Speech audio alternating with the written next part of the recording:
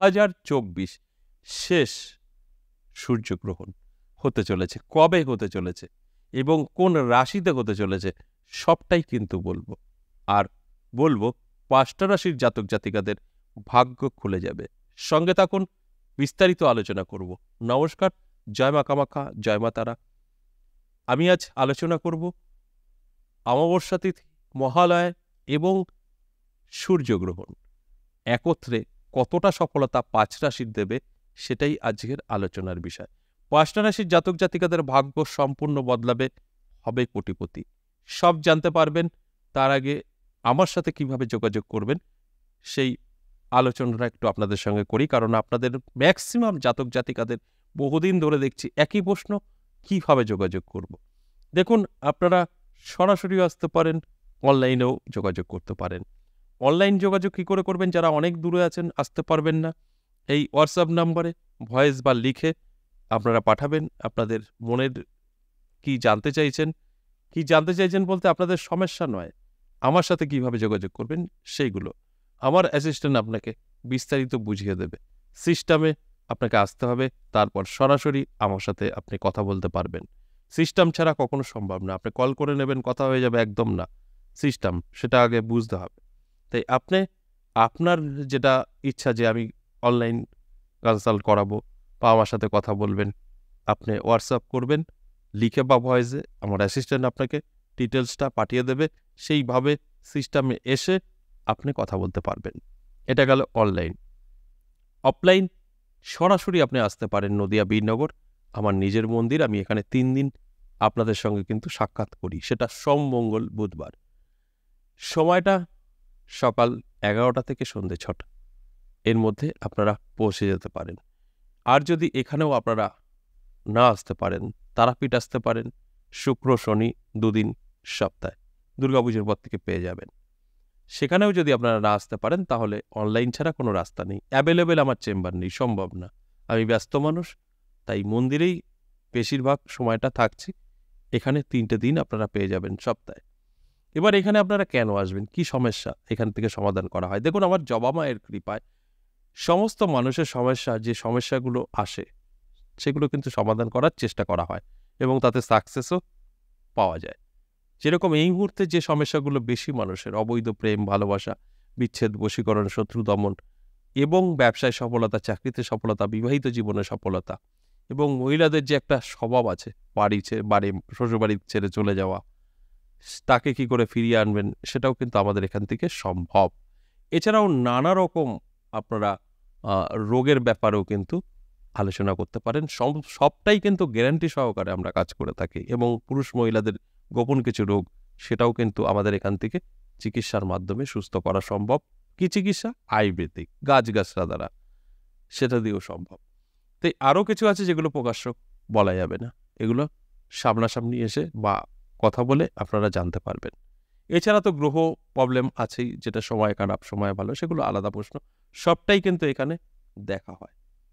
এবার আসুন আজকের আলোচনা, এই 2024 সালের শেষ সূর্যগ্রহণ কবে হতে চলেছে এবং কোন রাশিতে হতে চলেছে। দেখুন, কন্যা রাশিতে কিন্তু হতে চলেছে।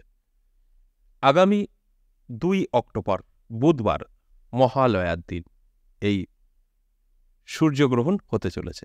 এই সূর্যগ্রহণের সময় কখন? দেখুন, রাত 9:12 থেকে ভোর 3:20, এই সময়টা সূর্যগ্রহণ চলবে। এবার এই যে সূর্যগ্রহণ, এদিকে রাতে কেমন লাগছে না? একদম সঠিক, আমাদের ভারতের দৃশ্যমান নয়। এই সূর্যগ্রহণ আমাদের ভারতের দৃশ্যমান নয়, যে কারণে কোনো সূতক কাল নেই, এবং খারাপ প্রচুর যে প্রভাব পড়বে ততটা নেই। তবে সূর্যগ্রহণের প্রভাব তো থাকবেই, তবে খারাপ প্রভাব অতিরিক্ত যেটা পড়ার, সেটা কিন্তু অনেকটাই কম থাকবে। এবং কিছু শুভ তিথিতে হবার কারণে পজিটিভটাই কিন্তু বেশিরভাগ পাওয়া যাবে। আমরা জানি পিতৃপক্ষ থাকছে, সেই জায়গাতেই কিন্তু এই গ্রহণটা হচ্ছে। তাই এর ফলে কি হবে, 5টা রাশি তাদের কিন্তু ভাগ্য বদলে ফেলতে পারবে, তারা কোটিপতি হয়ে যেতে পারে। হঠাৎ করেই দেখবেন ভাগ্যের চাকা ঘুরে যাবে। কারণ একটাই, সূর্যগ্রহণ পজিটিভিটি রেজাল্ট দেবে। এই 5 রাশির সম্পূর্ণভাবে ভাগ্যের চাকা ঘুরিয়ে দেবে। তাহলে আসুন এক এক করে সেই রাশিগুলো বলি, যে 5টা রাশির জাতক জাতিকাদের ধনবান করে দিতে পারে এই 2024 সালের শেষ সূর্যগ্রহণ। প্রথম যে রাশির কথা বলবো বৃষ রাশি, দারুণ সময় থাকবে। এই বৃষ রাশির জাতক জাতিকাদের এই মহালয়া একটা সোনার একটা চামচ সে হাতে পেতে পারে।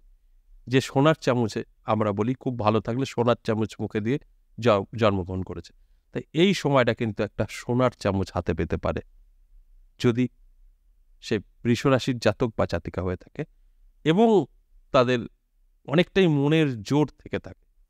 তবে আপনার রাশি মিলল, আপনার মধ্যে কোনো ইচ্ছা নেই, কিছু নেই, চাহিদা নেই, তাহলে কিন্তু কাজ করবে না। চাহিদা থাকতে হবে, ইচ্ছা থাকতে হবে, তবে কিন্তু মিলবে, তার আগে কিন্তু সম্ভব নয়। এরপর 2 নম্বর বৃশ্চিক রাশি। বৃশ্চিক রাশির জাতক জাতিকাদেরও কিন্তু এই সূর্যগ্রহণ ভাগ্য বদলে দেবে। মহালয়া তিথি তার সাথে সূর্যগ্রহণ ভীষণ একটা শুভ ফল দেবে। ফলে হঠাৎ করেই ভাগ্য বদলাতে পারে। যেরকম ফাটকা থেকে অর্থ আসতে পারে, কেউ আপনাকে কিছু দান করে দিতে পারে, আপনি রাস্তায় পড়ে পেতে পারেন। কিভাবে আসবে সেটা বলা মুশকিল, তবে ভাগ্যের চাকা ঘুরে যাবে, এতে কোনো সন্দেহ নেই, যদি আপনার বৃশ্চিক রাশি হয়ে থাকে।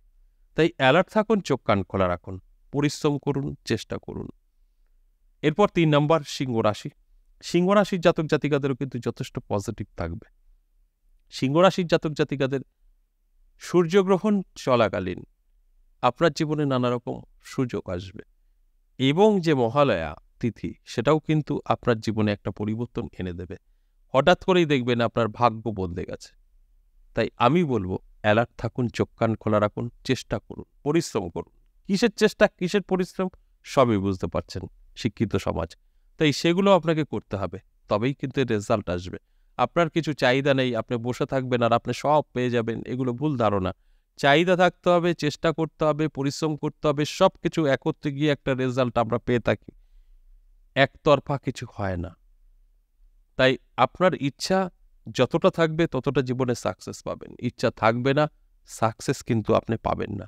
আমি এই কথাটা প্রত্যেকটা আলোচনাতেই করি বা আপনাদের বোঝানোর চেষ্টা করি। এরপর 4 নম্বর যে রাশির কথা বলবো সেটা কন্যা রাশি। কন্যা রাশির জাতক জাতিকাদেরও যথেষ্ট পজিটিভ থাকবে। এই মহালয়া এবং সূর্যগ্রহণ আপনার জীবনকেই বদলে দেবে। হঠাৎ করেই আপনার ভাগ্য বদলে যেতে পারে। এর জন্য চোখ কান খোলা রাখতে হবে, চেষ্টা করতে হবে, পরিশ্রম করতে হবে। কোনো না কোনো দিক থেকে কিন্তু আপনার ভাগ্যের পরিবর্তন ঘটবে।